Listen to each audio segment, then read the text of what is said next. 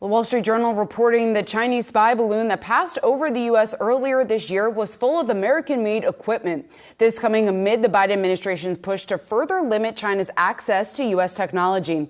The U.S. is also reportedly considering new curbs on AI chips. Well, Huawei is one of the companies that's been impacted by the crackdown. The U.S. placed the Chinese company on a trade blacklist back in 2019. Here to discuss this and more, we want to bring in Andy Purdy, Huawei U.S. Chief Cybersecurity Officer. Andy, it's great to see you here. Thanks so much for coming in studio. So let's just start with what Huawei looks like today. So I just mentioned that 2019 date. Here we are in 2023. How has Huawei repositioned its business, and what does the impact look like as you look ahead? Well, we've adjusted our business portfolios and invested heavily in research and development and innovation, working with partners. So we have managed to grow our enterprise business 30% as of 2022 over 2021.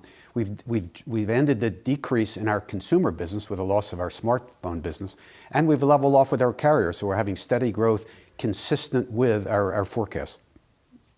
Andy, as Shauna pointed out, in many ways, Huawei has become the poster child for the U.S. crackdown on Chinese companies since 2019. And I wonder, since then, especially under this administration, we have seen this veil of national security being a way to crack down on AI chips, cloud computing. In the case of Huawei, it was 5G technology. How do you as a Chinese company operate? How does that shift your strategy when there's so much coming in from one of the largest markets? Well, we have managed, as I said to Shauna, to adjust our portfolios. We've diversified our supply chain.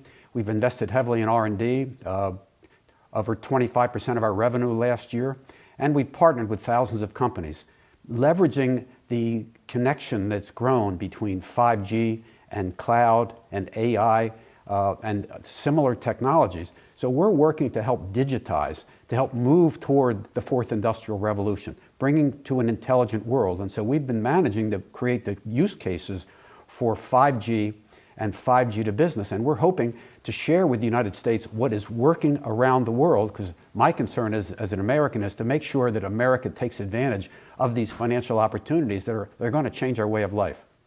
And we'll talk a bit more about what Huawei is doing, at least the new businesses you've entered. But there's a lot of Chinese companies that are now facing a similar pressure that Huawei faced back in 2019.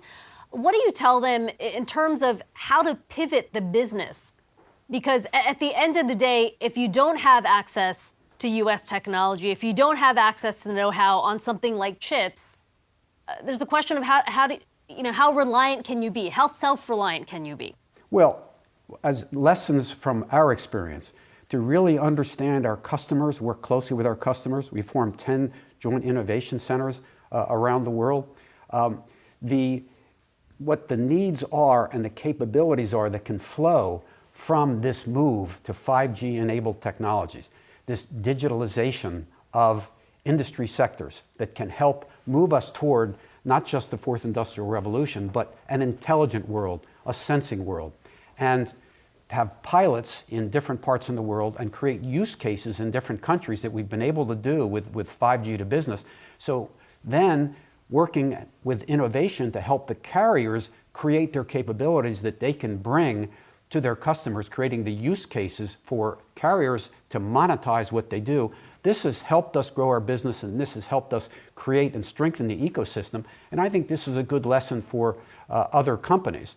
In addition, we formed freestanding business units, learning some of the lessons from some of the literature in the past. The Innovator's Dilemma is one book. Freestanding business units for roads and cybersecurity and business environment, cloud security, ports, mines, manufacturing. All these things, we've created freestanding business units that can move forward to grow their business in a way that makes the most sense for them, in addition to retaining the kind of businesses that we've had that have been successful in the past. So I think these are some good lessons.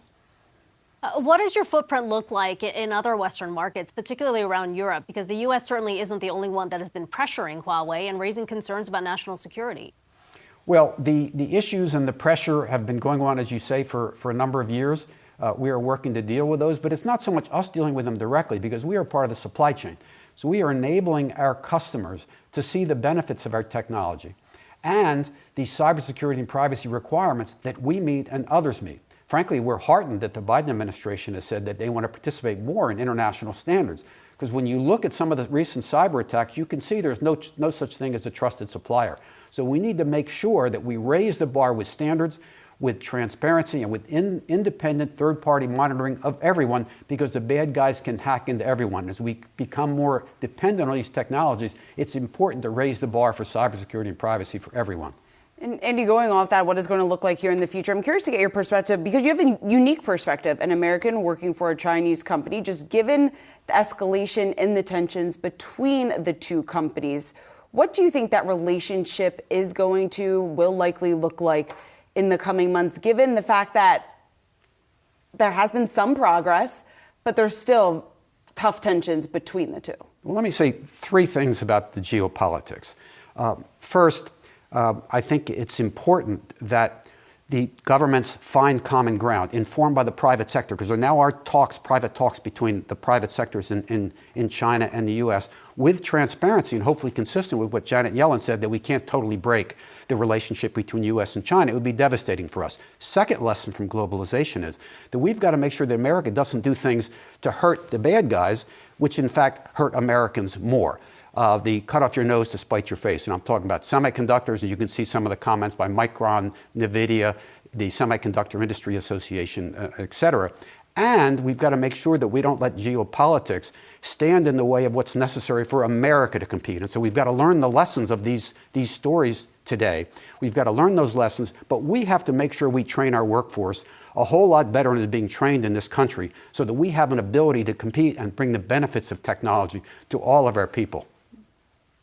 Finally, Andy, one of the new areas of business that Huawei has ventured into is EVs. And I know you're not specifically building out the cars, but can you talk about just the opportunity that you see in the domestic market, the Chinese market? The fact that Huawei is getting in on EVs probably points to just how big the potential is.